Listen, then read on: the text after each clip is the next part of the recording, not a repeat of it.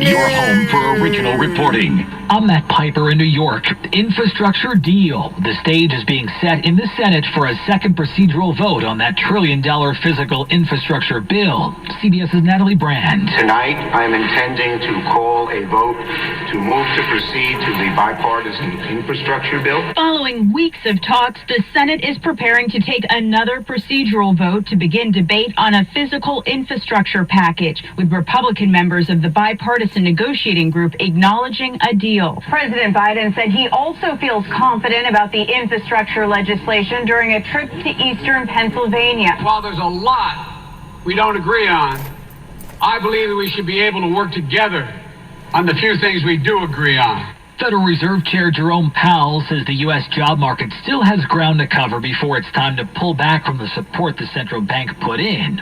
But indicators of economic activity and employment have continued to strengthen, and real GDP this year appears to be on track to post its fastest rate of increase in decades. Pfizer says a booster shot can help protect against the COVID Delta variant. CBS News medical contributor Dr. David Agus says it may be available come fall. I think what the data show is that a third shot of Pfizer, for example, can increase immunity 5 to 10-fold, which is a dramatic increase from what was seen now many months after the first two shots. Mental health has taken the gymnastics mat. It's after Simone Biles' withdrawals from individual all-around competition, saying her mental health is what pulled her away from the team event.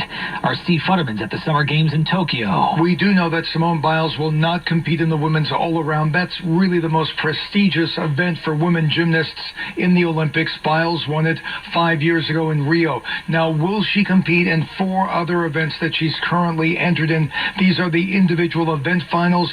Those are scheduled to take place on Sunday, Monday, and Tuesday. Right now, we don't have a definitive answer. Severe storms in the Midwest tonight could produce hurricane-force winds in places like Chicago and Lake Michigan. CBS News meteorologist David Parkinson says eastern Wisconsin is particularly vulnerable. The potential of something that's sort of along the lines of a derecho, whether it meets the technical qualifications, is right on the line, but the kind of wind damage we can see with straight-line wind gusts of 80 miles an hour is something that is not too dissimilar from a weak tornado. So please take this one absolutely seriously. Dusty Hill has died in Houston.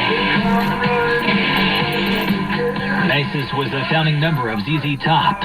Hill was 72. The NASDAQ gained 102. This is CBS News. Get CBS News Radio. Well, that's today's news. Today's news. I didn't hear any good news, did you? I didn't think so. I guess the cup is half full. It's about perspective. Well, thanks again for coming along downtown Alameda, Park Street. Well, as always, I want to thank you for coming along with me on these dash cam news adventures. You know the drill. Peace, love, and all that hippie jazz. Bye-bye, everybody.